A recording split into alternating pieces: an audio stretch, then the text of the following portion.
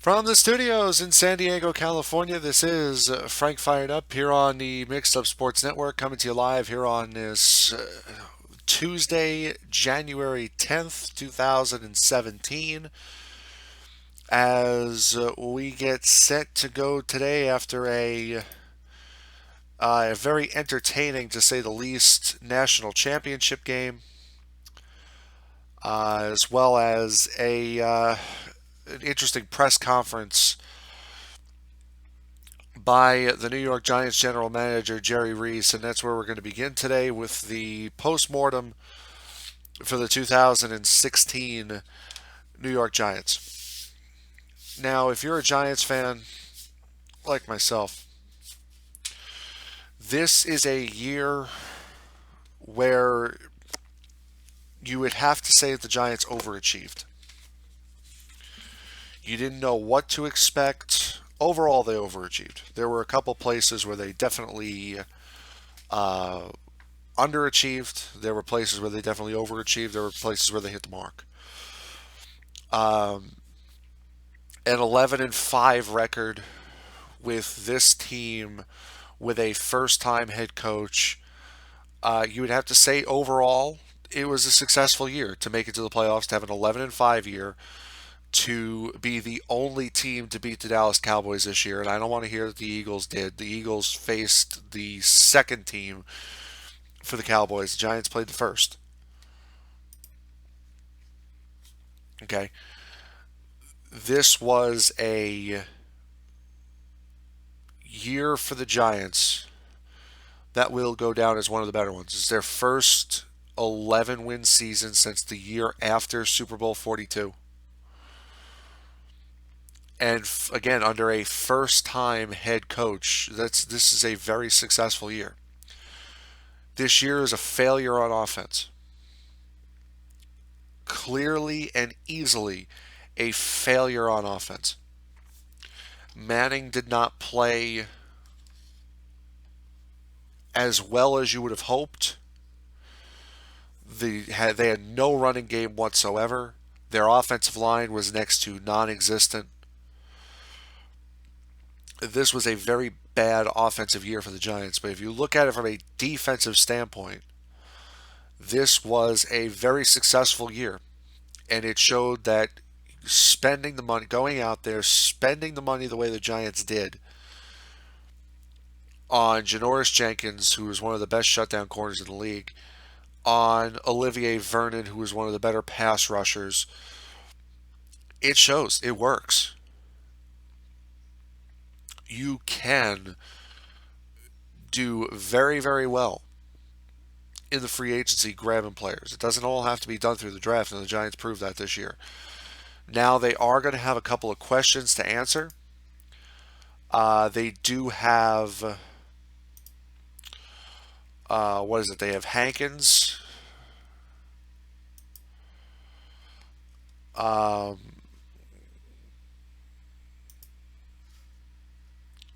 they have Jonathan Hankins, who they have to re-sign. They have Pierre Paul they have to re-sign. They have to figure out something to do with Eric Flowers, because, like I said yesterday, I'm ready. I'm about done with the Flowers experiment. They're thinking about possibly moving him to a guard or somewhere else on the line. To be perfectly, I don't think so. I just don't think Flowers is cut out to be an NFL professional. I really don't. Again, he was the most penalized offensive lineman in the league for holding this year. That means he is incapable of blocking people, and he is trying, by holding, trying to keep them from getting around him. That is not what you want out of a starting tackle. They have to figure out what they're going to do with Victor Cruz. Cruz said he wants to come back.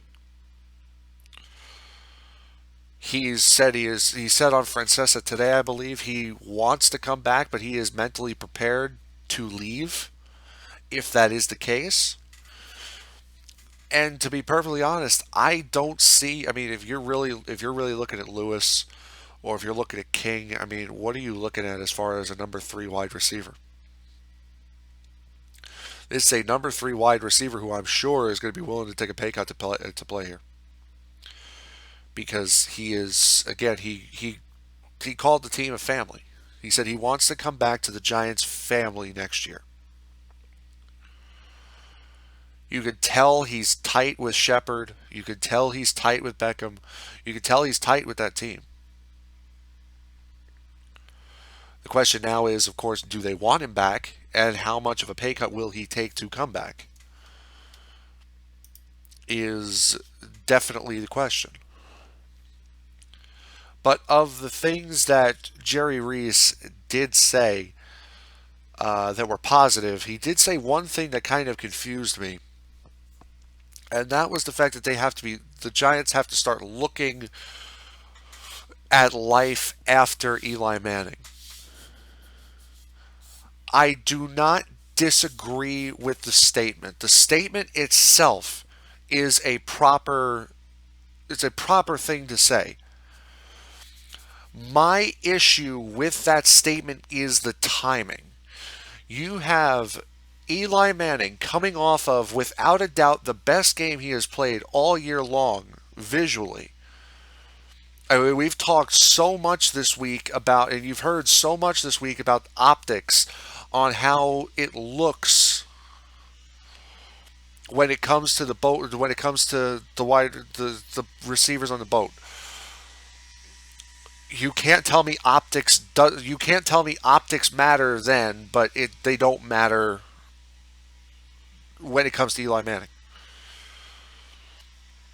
Optically, he played his best game of the season Sunday night. Visually, he played his best game Sunday night. His passes were crisp. They were on target. His receivers just could not catch the ball. That was the biggest problem for the Giants over Sunday. On Sunday, they just could not pass the ball, or they just could not catch the ball. So now you have a quarterback coming off of his best game of the year. He's not done by any means. He can still give you a good 3 or 4 years.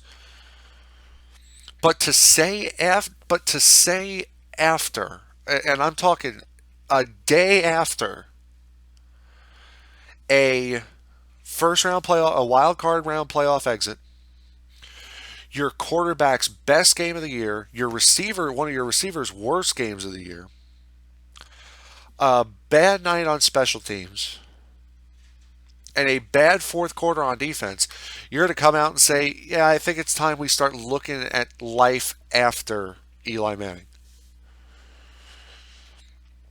He just played his best game of the year. And after that performance, you're going to say, yeah, it's time to start looking towards the future? Again, I agree with the sentiment, because when you're looking to draft a quarterback, you have to be a couple years ahead of the swing. Because if you're not a couple years ahead of the swing, then what are you doing? You end up like the Jets, drafting 4 quarterbacks in 4 years. Or the Browns drafting one every year.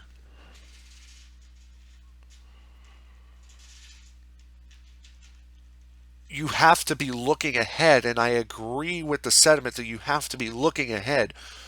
But to say this after Manning's best game of the year, he's not done. He's not that elite quarterback that he said he was before he won 46.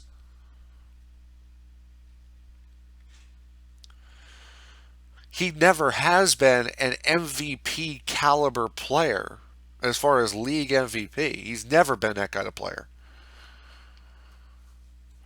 This was a bad year for the offense overall. Most of it was not Manning's fault. A lot of it relied on the fact that so much was put on Manning because the Giants didn't have a running game and they didn't have an offensive line. The guy has never been hurt. He's played every snap of all 211 games he's played in.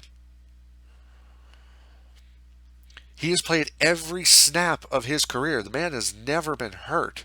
He's only 36. Brady thinks he can play until he's 50. Favre played until he was 41. Peyton played until he was 39. That's mainly because he had so many neck surgeries.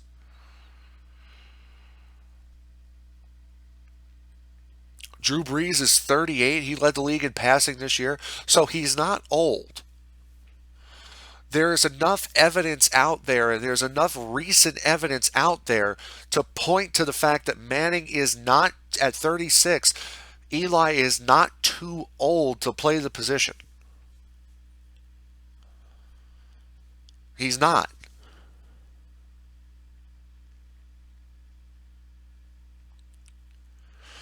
My question is, why do you say this after getting eliminated from the playoffs? Why do you say this after Manning's best performance of the year? It doesn't. The sentiment is right. You have to be looking towards the future because Manning is not going to last much longer. If Manning goes until he's 41, I'd be surprised. That means another 4 or 5 years. If he goes another 4 or 5 years, I would be surprised.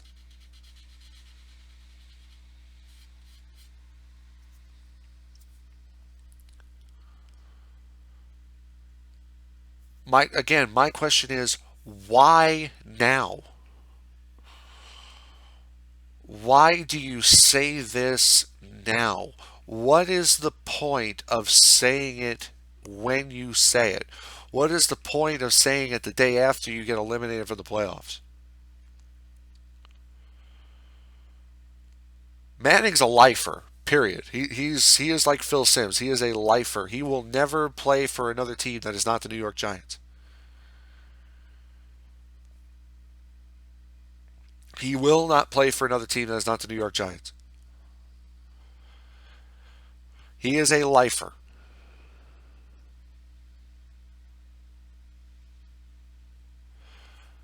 The question now is that life going to get cut short?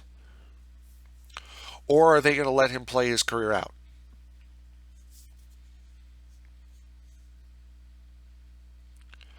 Because with Jerry Reese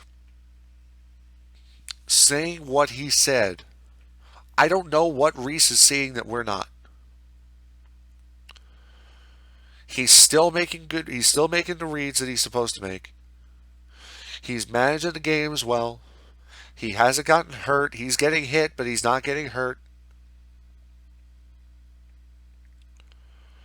He throws a lot of picks, but he's always thrown a lot of picks. He didn't throw a lot of touchdown passes this year because the whole offense was not good. For instance, down in the red zone, they don't have a tight end. Larry Donnell has fallen so far down the list of people that Manning is willing to pass to that he threw to King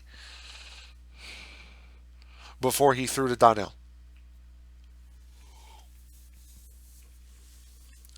That Donnell was a butterfingers, never hold on to the ball.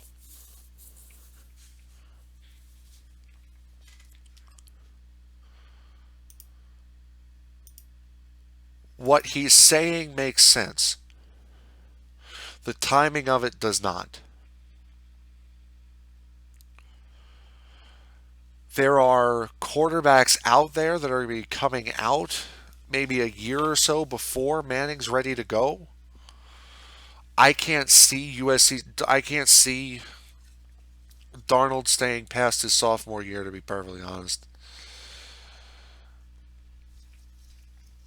If he stays past his sophomore year, it's because he wants to win a national championship with the Trojans. That's it.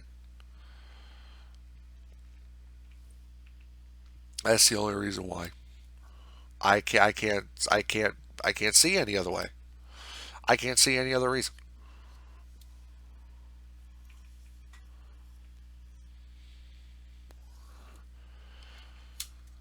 So you got to assume that the Giants right now are looking for a quarterback heavy draft. And we've seen in the past, it doesn't have to be that first round stunner. It could be that fourth round guy that you pick up just because you need somebody. Or in Brady's case, it could be that sixth round guy you pick up just because you need somebody.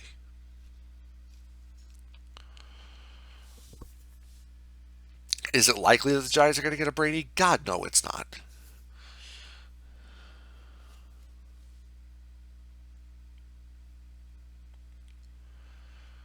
To start looking now is smart. To announce it now is very, very confusing. We'll take a quick break. We'll talk national championship when we return. You're listening to Frank Fired Up here on the Mixed Up Sports Network.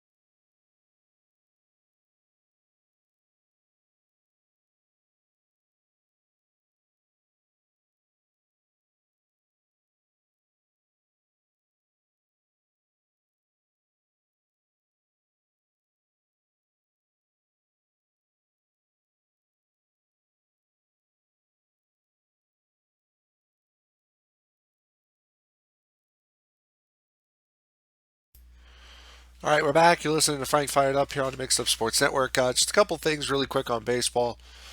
Rumors are that it looks like David Ortiz could possibly be returning, which should mean that he should be returning all the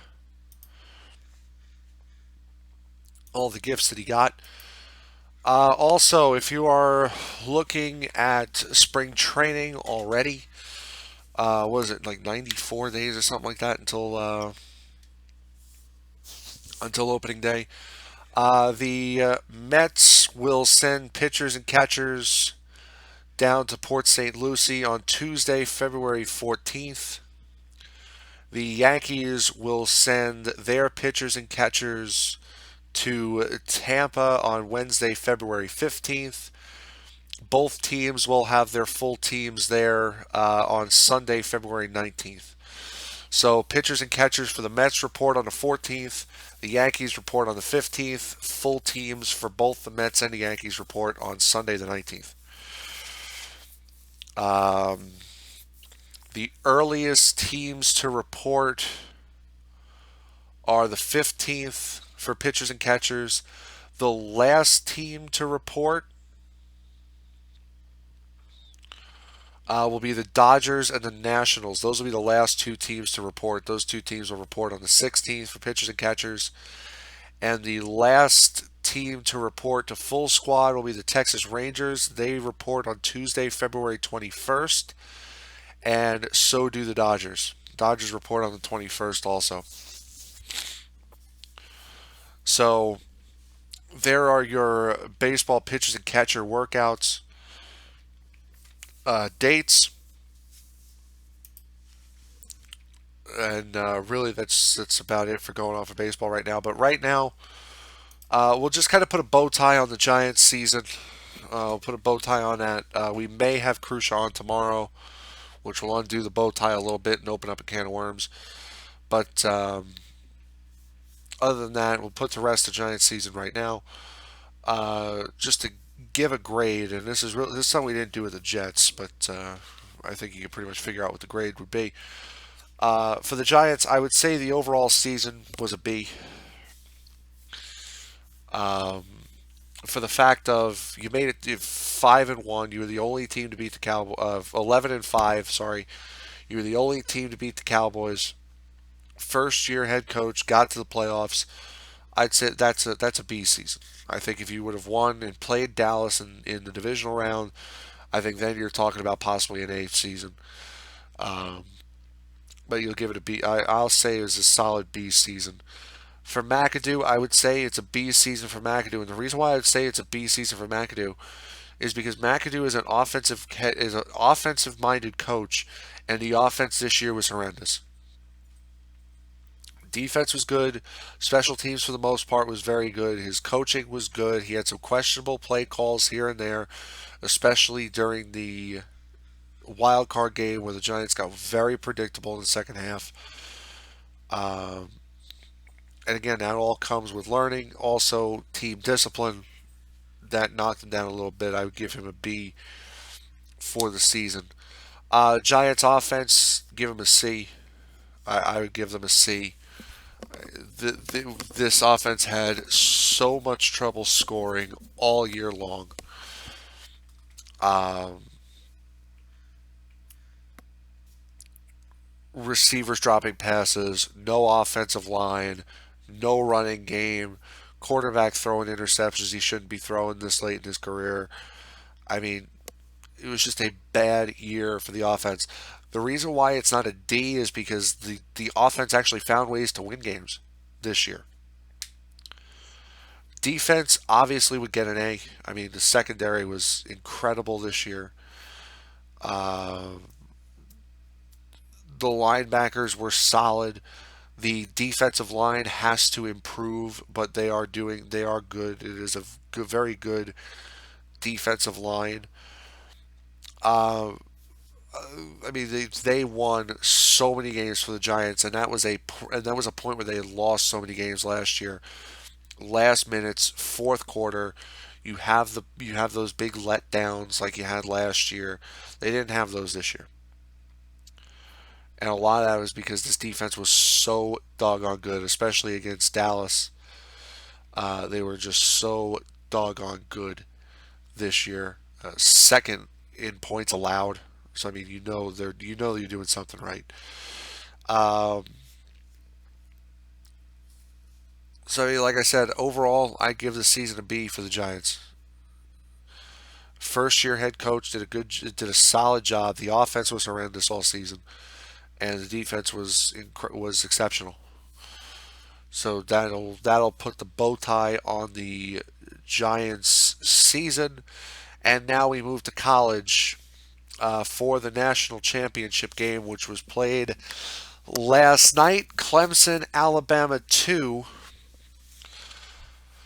And it was Clemson coming away with the win after a 21-point fourth quarter in one of the greatest fourth quarters of college football you'll ever see. Really, all you needed to do was watch like the last 5 minutes or so of this game to really just get a beat on what the game was like. Uh, the injury to Scarborough, without a doubt, is why Alabama loses this game. You put it in the hands of Hurts, who went 13 for 31 and 131 yards. Bama does not have a quarterback. Their offense was very successful. Hurts ran it 9 times for 63 yards. Stewart had a run for 25. Harris had 5 runs for 24 yards. And then you had Scarborough, who had the 16 rushes for 93 and the 2 touchdowns in the first half. When he gets injured in the third quarter, then you know Bama's is probably going to have an issue. And we came into this game raving about the offense for Alabama and really casting aside the defense, and that is exactly what happened in this game. The defense was cast aside. They were good early, and they fell apart late. That pass interference on the goal line, you have to be smarter than that. I understand I understand that's the game winning touchdown if he does catch it, but you also have to realize if you're doing a pass interference on the goal line, it's going to be first down and goal from the 1, and they're going to have 4 chances to go 1 flipping yard. They wouldn't have had the 4 chances because I think there was only like 6 seconds on the clock. So they really only had the 1 chance.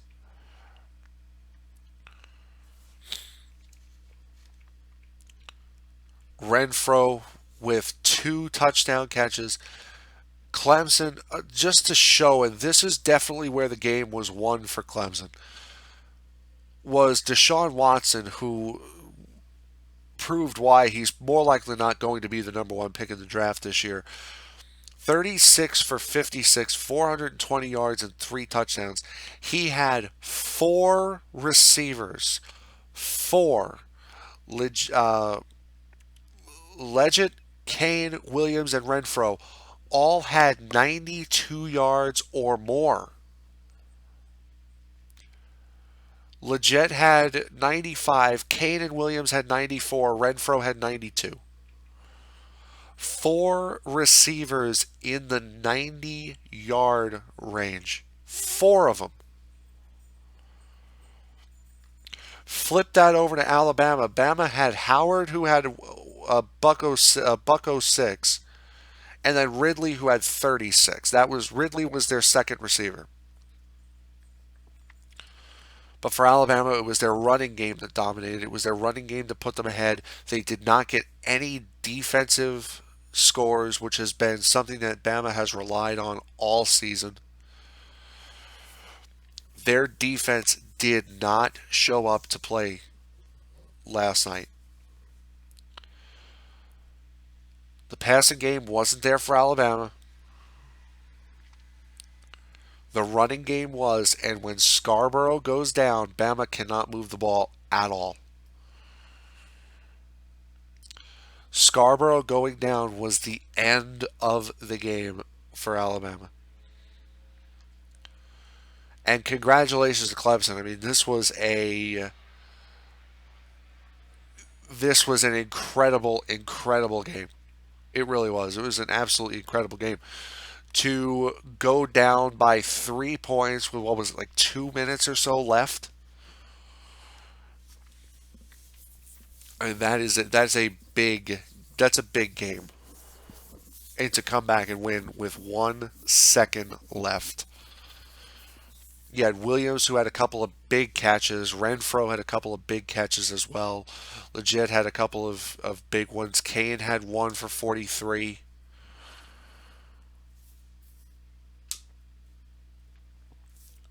This was a big, big game for Deshaun Watson as far as draft stock, national championship, which is Clemson's first national championship since 1981.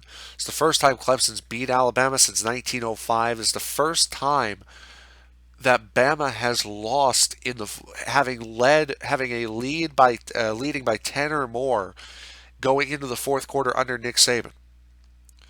Bama is now 97-1 going into the fourth quarter with a 10-point lead or more under Saban. Their 26-game winning streak comes to an end. Saban doesn't get his fifth title in 8 years.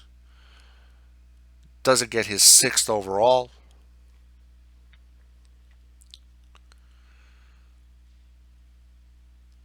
Clemson gets their second. They win the second game.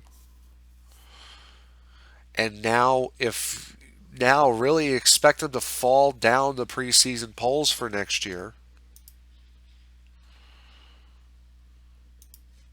Expect them to fall down the preseason polls next year because now you've lost Deshaun Watson. You have lost your best player. Without a doubt, you've lost your best player.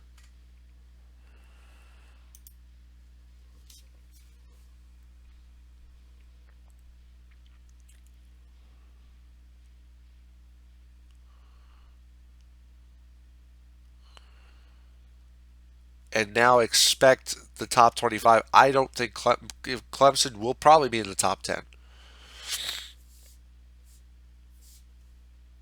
But if you look at all of these teams who are going, all these schools that are going to have good teams, Bama's going to have a good team. USC is going to have a good team. Washington's going to have a good team. Oklahoma, Penn State, Ohio State, Florida State's going to have a really good team next year. I mean, 7 or 8 of those teams that are in the top 10 are going to are have 17 or more starters returning and are going to look really, really good. If you are a college football fan, next year is going to be the year for you.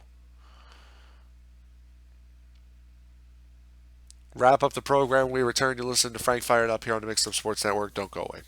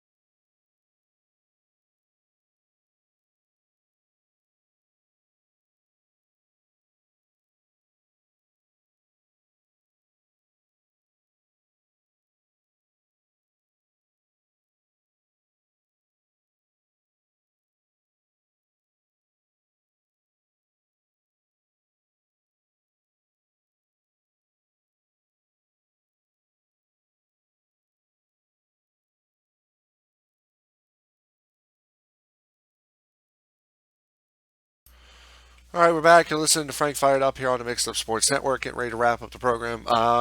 No show as of right now. There will be no program on Thursday. I'm expecting to be here tomorrow, and I'm also expecting to be here Friday, but I'm not going to be here on Thursday. That is for sure. Um, Program's going to end a little short today, a little bit shorter than I was expecting to.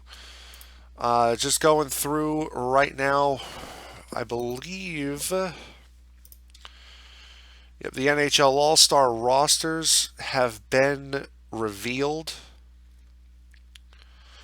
For the Atlantic Division, Nikita Kucherov of the Lightning, Brad Marchand of the Bruins, Austin Matthews of the Toronto Maple Leafs, Franz Nielsen of the Red Wings, Kyle Oposo of the Sabres, Vincent Trocheck of the Panthers are the forwards, Victor Hedman of the Lightning, Erik Karlsson of the Senators, Shea Weber of the Canadiens, the defenseman,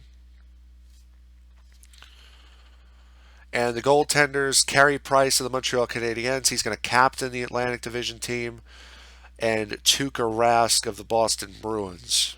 The two goaltenders that will go. For the Metropolitan Division, Sidney Crosby will captain the Metropolitan Division team. Taylor Hall from the Devils, Evgeny Malkin from the Penguins, Alexander Ovechkin of the Capitals, Wayne Simmons of the Flyers, John Tavares for the Islanders will be the forwards. Justin Falk for the Hurricanes, Seth Jones for the Blue Jackets, and Ryan McDonough for the Rangers will be the defensemen. Sergei Bobrovsky and Braden Holtby. Bobrovsky from the Blue Jackets and Holtby from the Capitals will represent the Metropolitan Division as the goaltenders. The Central Division will be Patrick Kane of the Blackhawks, Patrick Laine from the Jets, Nathan MacKinnon from the Avalanche, Tyler Seguin from the Stars, Vladimir Tarasenko from the Blues, and Jonathan Toews of the Blackhawks. The forwards, PK Subban will captain the Central from the Predators, Duncan Keith from the Blackhawks, and Ryan Suter from the Wild. The defenseman for the Central, and then Corey Crawford of the Blackhawks and Devin Dubnyk of the Wild will be the Central goaltenders. From the Pacific, Connor McDavid will be the captain for the Pacific team. Jeff Carter for the Kings, Johnny Gaudreau from the Flames, Bo Horvat from the Canucks, Ryan Kessler from the Ducks. Joe Pavelski from the Sharks will be the forwards.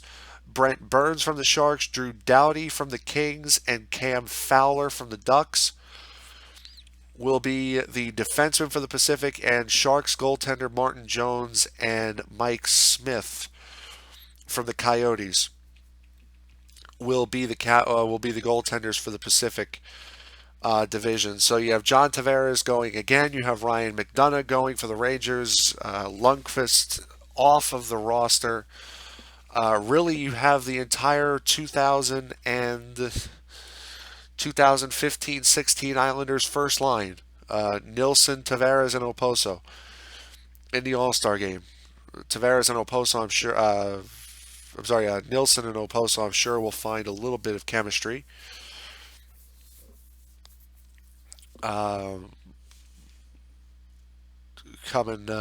Getting back together. But definitely those guys. So that is the All-Star team led by if you want to look at the rookies, led by the top two rookies taken in this year's draft, Austin Matthews and Patrick Laine. So just goes to prove how incredible those two young players are. As far as scores from last night in the NHL, I believe the Devils played last night, if I'm right.